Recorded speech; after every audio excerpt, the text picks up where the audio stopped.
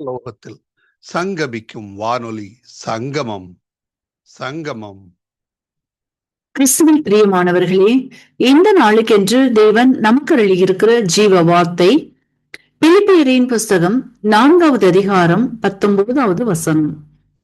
தேவன் தம்முடைய மகிமையின் ஐஸ்வர்யத்தின்படி உங்கள் குறைவை எல்லாம் கிறிஸ்து இயேசுவுக்குள் மகிமையிலே நிறைவாக்குவார். என் கருமையான சகோதர சகோதரிகளே, இன்றைய நாள் உங்கள் குறைவுகளை நிறைவாக்கி ஆசிர்வதிக்கின்ற நாளாய் கர்த்தர் வாக்கு பண்ணி உள்ளார். இன்றைக்கும் அநேகருடைய வாழ்க்கையில் பலருடைய தேவைகள் சந்திக்கப்பட வேண்டியும், சிலருடைய குறைவுகள் நிறைவாக வேண்டியும், அநேகருடைய பற்றாக்குறைகள் பூர்ணப்பட வேண்டியும் காத்திருப்பீர்கள். அவைகளுக்காய் பல நாட்களாய் காத்திருந்தும் தடைகளும் அடைக்கப்பட்டும் எந்த பதிலும் இல்லாமலும் நம்பிக்கையற்று போய் கடந்து போவீர்கள். ஆனால் இன்றைக்கு உங்களை பார்த்துதான் கர்த்தர் சொல்லுகின்றார், என்னுடைய ஐஸ்வர்யத்தின்படி உங்கள் குறைவுகளை நிறைவாக்குவேன் என்று. ஆகவே கலங்கி போய் நம்பிக்கையற்ற நிலையில் பயத்தோடு காணப்படுவீர்களானால் இன்றைக்கு இந்த வார்த்தையை விசுவாசியுங்கள். உங்கள் வாழ்க்கையில் நிறைவை காண்பீர்கள், ஆசிர்வதிக்கப்படுவீர்கள். இன்றைக்கும் நாம் 1 ராஜாக்களின் புஸ்தகம் 17வது அதிகாரத்தை வாசிக்கையில் அங்கே சாரிபாத்தில் பெரும் பஞ்சம் உண்டானதையும், அங்கே குடியிருந்த விதவை தன் ஒரே மகனுடன் பஞ்சத்தின் கொடுமை தாங்க முடியாதவளாய் உதவியற்ற நிலையில் வருமானம் குறை உண்டானதினால் பட்டினி என்ன செய்வதென்று அறியாதவளாய் தன்னிடமிருந்த ஒரு பிடி மாவும் கொஞ்சம் எண்ணெயும் கொண்டு சிறிய அடையை பண்ணி தானும் தன் மகனும் உண்டு செத்து விடலாம் என்று முடிவெடுத்து அதற்காக ஆயத்தப்படுத்துகின்ற வேளையில்தாமே கர்த்தருடைய கண்கள் சாரிபாத் விதவையை நோக்கி பார்த்தது. தம் ஜனத்தின் கண்ணீரை நிந்தையை துடைக்க வேண்டி எலியாவினிடத்து கர்த்தர், நீ சாரிபாத் விதவையின் வீட்டிற்கு போய் அந்த வீட்டை ஆசிர்வதி என்று கட்டளை கொடுக்க எலியாவும் அப்படியே செய்கின்றார். அந்த வீட்டில் கர்த்தர் தேசத்தின் மேல் மழையை கட்டளையிடும் நாள் மட்டும் பானையில் மா செலவழிந்து போகாமலும் கலசத்தில் எண்ணெய் குறைந்து போகாமலும் கர்த்தர் நிறைவாய் ஆசிர்வதித்தார் என்று வாசித்தறிகின்றோம். இன்றைக்கும் உங்களின் வாழ்விலும் கூட அநேகருடைய இல்லங்களிலும் உள்ளங்களிலும் இப்படிப்பட்டதான வறட்சி நிலை காணப்படலாம். எந்த வழியும் இல்லை என்றும், எதிர்கால வாழ்க்கை எப்படியாகுமோ என்று ஐயப்பாடுகளுடனும் அநேக கேள்விகளோடும் மனதளவில் சமாதானம் இல்லாமலும் தேவைகளை எப்படி சந்திப்பது என்று குழப்பத்தோடும் காணப்படுவீர்களானால் உங்களை பார்த்துதான் கர்த்தர் சொல்லுகின்றார், நானே ஜீவ அப்பம், நானே ஜீவ ஊற்று, என்னில் பானம் பண்ணுகிறவனும் என்னில் புசிக்கிறவனும் என்றென்றைக்கும் பிழைப்பான் என்று. ஆகவே ஜீவ நீரூற்றாகிய இயேசுவை விசுவாசியுங்கள். உங்கள் வீட்டையும் தேடி வந்து ஆசிர்வதிக்க வந்தவர். அன்றைக்கு சாரிபாத் விதவை இயேசுவை கூப்பிடவில்லை, விசுவாசிக்கவில்லை. ஆனாலும் கர்த்தர் அவள் வீட்டிற்கு தன் தாசனை அனுப்பி ஆசிர்வதித்தார்.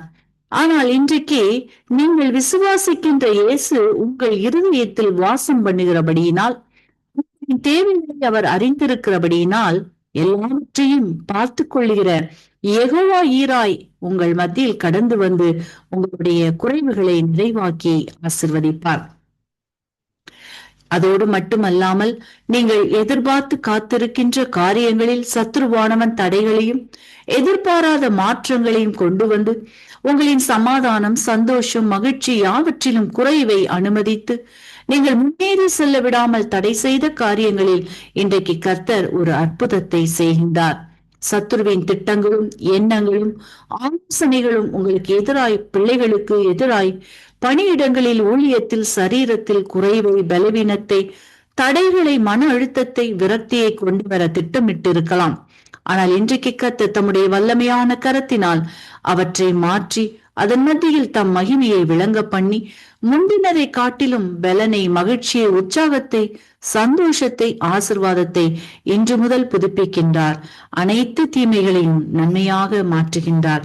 எப்படி முந்தின திராட்சை ரசத்தை காட்டிலும் பிந்தினது அதிக சுவை உள்ளதாக காணப்பட்டதோ அப்படியே உங்கள் வாழ்க்கையிலும் எவைகளிலெல்லாம் குறைவுகள் காணப்பட்டதோ அவற்றில் பரிபூரண நிறைவை தந்து ஆசிர்வதிக்கின்றார். வார்த்தையை விசுவாசியுங்கள், நன்மைகளை பெற்றுக்கொண்டு ஆசிர்வதிக்கப்படுவீர்கள்.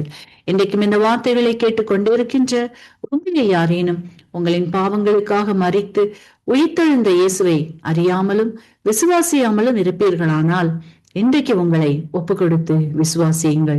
உங்களின் பாவங்களும் மன்னிக்கப்பட்டு விடுதலையாகி ஆசிர்வதிக்கப்படுவீர்கள். இந்த வார்த்தைகள் மூலமாக கர்த்தர் இன்று உங்களை ஆசீர்வதிப்பாராக. ஆமென். கிறிஸ்துவுக்குள் பிரியமான சங்கமம் தமிழ் கிறிஸ்தவ வானொலி நேயர்களுக்கு அன்பின் வாழ்த்துக்கள். இன்றைய மன்னா. கர்த்தாவே, நீர் என்னை ஆராய்ந்து அறிந்திருக்கிறீர். சங்கீதம் 139:1. பிரியமானவர்களே, கர்த்தர் உங்களை நன்கு அறிந்து வைத்திருக்கிறார் என்பதை அடிக்கடி மறந்து விடுகின்றீர்கள். உங்களுடைய உணர்வுகள் அனைத்தையும் உங்களுக்குள் வைத்தவராகிய கர்த்தர் அவைகளை நன்கு அறிவார் என்பதை ஏன் உணர மறுக்கின்றீர்கள்? உங்களுடைய வேதனைகள், கண்ணீர்கள், போராட்டங்கள் எல்லாம் அவருக்கு தெரியும். எந்த இடங்களில் நாம் ஏமாந்து போய் துக்கப்பட்டு வேதனைப்பட்டு கண்ணீரோடு போராடுகிறோம் என்பதும் நம் தேவனுக்கு நன்கு தெரியும். உங்களுடைய பலன் என்ன? உங்களுடைய பலவீனம் என்ன? உங்களை குறித்து மற்ற எவரும் அறியாத அனைத்து உண்மைகளும் தேவனுக்கு தெரியும். உங்களுடைய குழந்தை பருவம் துவங்கி இந்த நாள் வரைக்கும் நீங்கள் அனுபவித்த அனைத்து கசப்பான நினைவுகளையும் கர்த்தர் அறிவார். அவைகளிலிருந்து உங்களை விடுதலையாக்கவே விரும்புகிறார். அவர் உங்களை குறித்த அனைத்தையும் அறிந்து வைத்திருக்கிறதை நீங்கள் அறிந்து கொண்டு அதற்கு ஏற்றபடி வாழ்வதே அவர் விரும்புகிறார். தேவனுக்கு பயப்படுகிற வாழ்க்கை, அவருடைய வார்த்தைகளை கைக்கொண்டு அவருக்காகவே வாழ்வோம், ஊழியம் செய்வோம், ஆத்துமாக்களை ஆதாயப்படுத்துவோம். மிகுதியான காரியங்களை நம் வாழ்க்கையில் ஜெயமாய் தேவன் மாற்றுவார். கர்த்தர் தாமே உங்கள் ஒவ்வொருவரையும் நிறைவாக ஆசீர்வதிப்பாராக. ஆமென். God bless you. கிறிஸ்துவுக்குள் அன்பான அன்பு உள்ளங்களை மீண்டுமாய் ஒரு புதிய வாக்குத்தத்தத்தோடு இந்த நாளில் உங்களை நான் சந்திப்பதில் நான் மிக்க மகிழ்ச்சி அடைகிறேன். இந்த காலை வேளையிலும் 29ஆம் தேதி 2025ஆம் ஆண்டு ஞாயிற்றுக்கிழமை இந்த நாளிலும் கர்த்தருடைய வார்த்தை நாட்கள் இப்படியாக வருகிறது. சங்கீதம் 147ஆம் அதிகாரம் 13வது வசனத்தை வாசிக்க பெற்றுமாயிருந்தால், அவரும் வாசல்களின் தாப்பாள்களை பலப்படுத்தி பிள்ளைகளில் உள்ள உன் பிள்ளைகளை ஆசீர்வதிக்கிறார் என்று சொல்லி நாட்களை வேதம் சொல்லுகிறதை பார்க்கிறோம். கர்த்தருடைய பிள்ளைகளே, இந்த நாளிலும் கர்த்தருடைய வார்த்தை சொல்லுகிறது, முதலாவது தேவன் நம்முடைய வாசல்களின் தாப்பாள்களை இந்த நாட்களில் பலப்படுத்துகிறார் என்று சொல்லுவோம். இரண்டாவதாக நம்மிடத்திலே உள்ள நம்முடைய பிள்ளைகளை நாட்களில் தேவன் ஆசீர்வதிக்கிறார் என்று சொல்லி இந்த நாட்களிலே கர்த்தருடைய வார்த்தை இந்த நாட்களிலே சொல்லுகிறதை பார்க்கிறோம். அப்படியானால் தேவன் நமக்கும் நம்முடைய குடும்பத்திற்கும் நம்முடைய வீட்டிற்கும் நாட்களிலே ஒரு அதாவது பாதுகாப்பாக இந்த இடத்துல இருக்கிறது. இந்த வார்த்தையிலே இன்றைக்கு நாங்கள் காணக்கூடியதாக இருக்கிறது. அருமை பிள்ளைகளே, இந்த மனத்திலே நாங்கள் சற்று இடத்திலே பார்க்கிற வேளையிலே வேதம் சொல்லுகிற இந்த 11வது வசனத்திலே சொல்லப்படுகிற காரியம் என்னவென்றால், அவருக்கு பயந்து அவருடைய கிண்ணங்களுக்கு காத்திருக்கிறவர்கள் கர்த்தர் பிரியமாயிருக்கிறாராம்.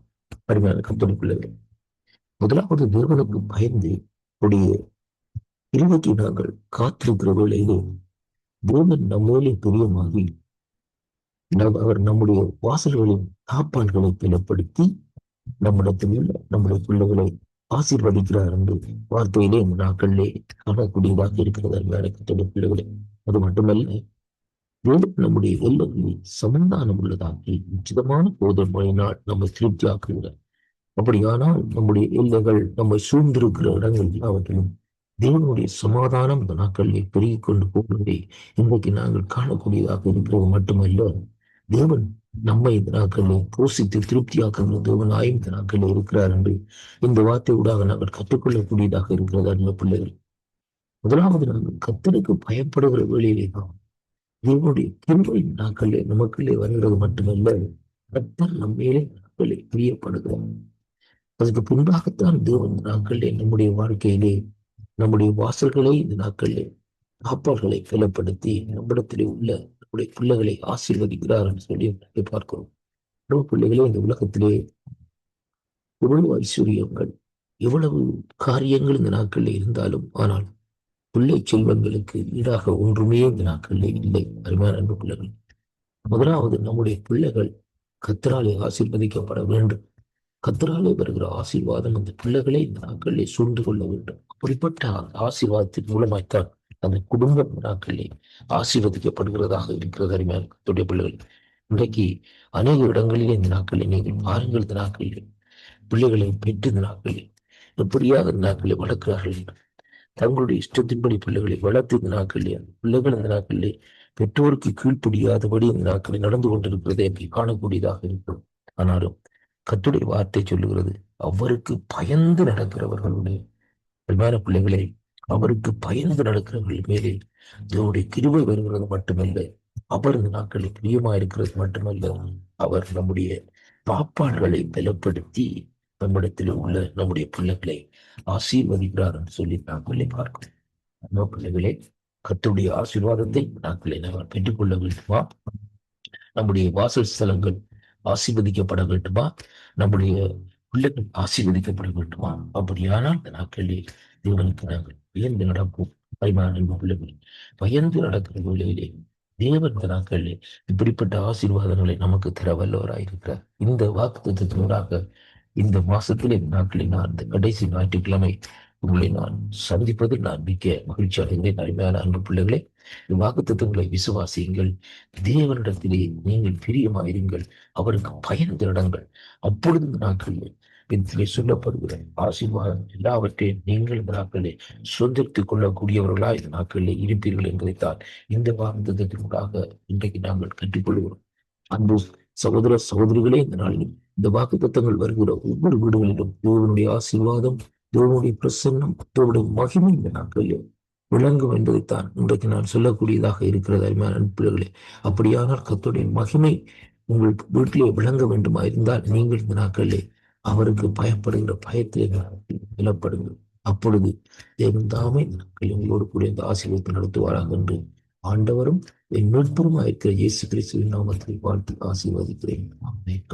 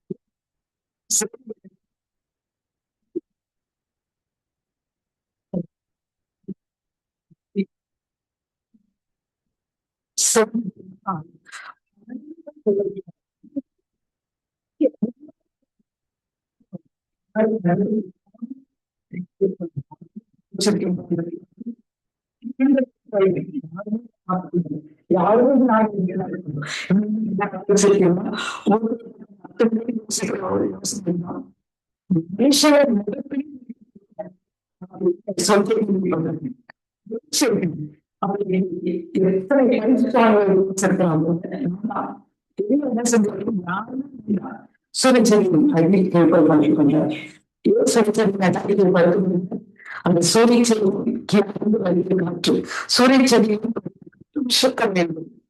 அது என்ன செய்யும்? அது மொத்தம்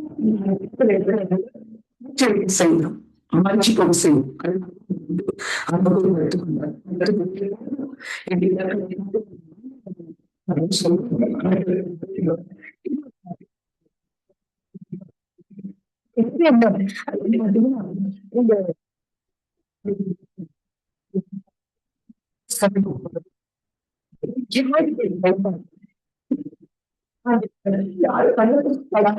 நான் வாழ்ந்துருவேன்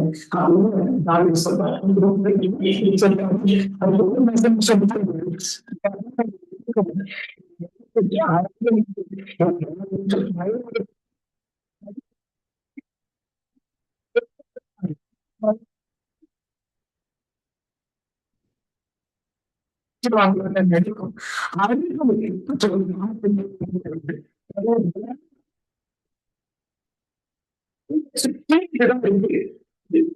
சொல்றாரு இப்படி பயம்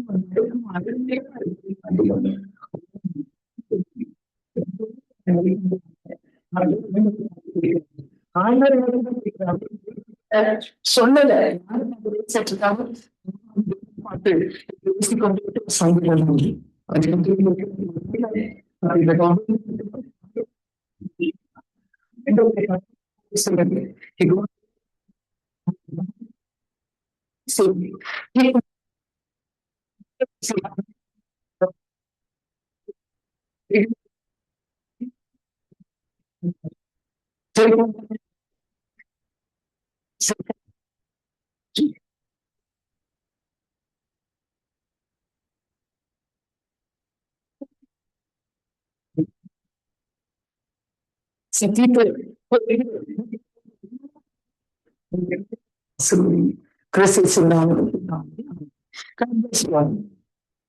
சங்கீதம் சுத்தத்துக்கு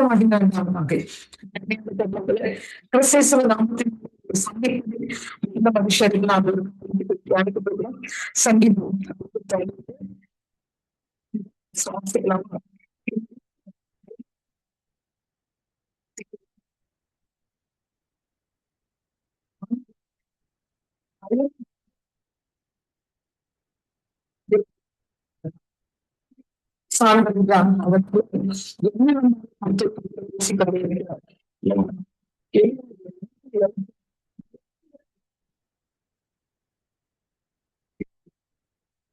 சஞ்சலத்துக்கும் ஆவியானவர் இயேசு கிறிஸ்து என்ன சொல்றாரு? அதனால சரீரத்துல அந்த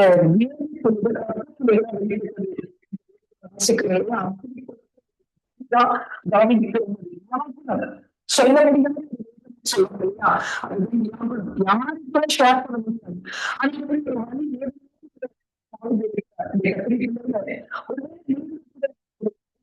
இருக்கலாம் ஒரு செய்வார் என்னுடைய அப்படின்னு இருக்கலாம். பேசுகிறார், உங்க வியாபினங்கள் நான் அறிந்திருக்கிறேன், உங்களுடைய வருத்தத்தை நான் அறிந்திருக்கிறேன் சொல்லுகிறார்.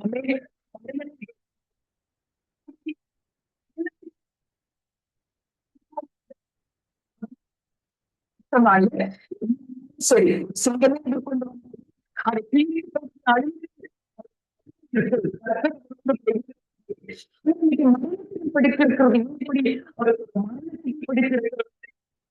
வசனம் வாசிக்கலாமா? உலகத்துல மனுஷன் பேசுகிற வார்த்தைனா நம்மை கொண்டு விடுகிறது. மனுஷன் பழையான்னு பார்த்து நல்லா இருப்பாங்க, திடீர்னு பழையா மாறிடுவாங்க. அவர் பேசுகிற வார்த்தையை காயப்படுத்தி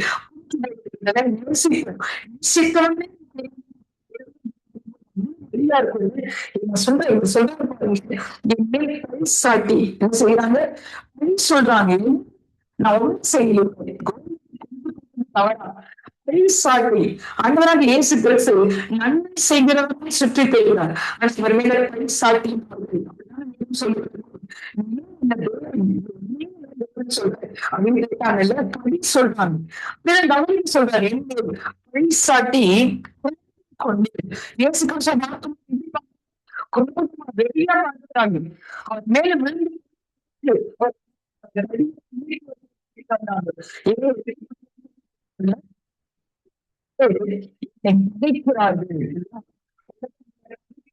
சொல்லி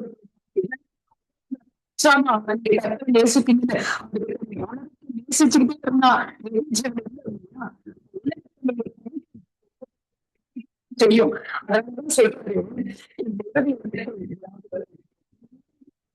விஷயங்களை நான் பார்க்கிறேன்.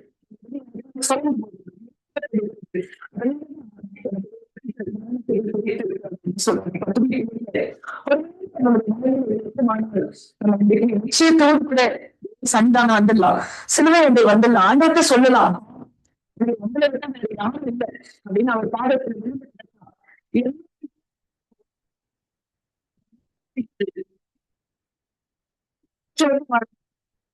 சொல்லிருக்காரு.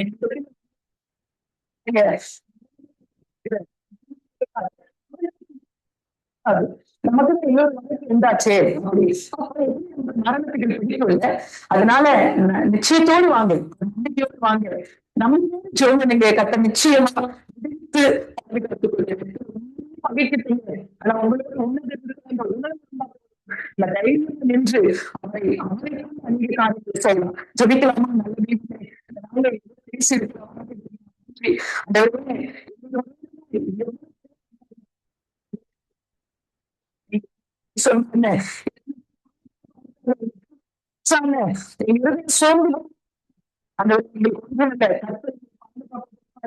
சோத்திரம்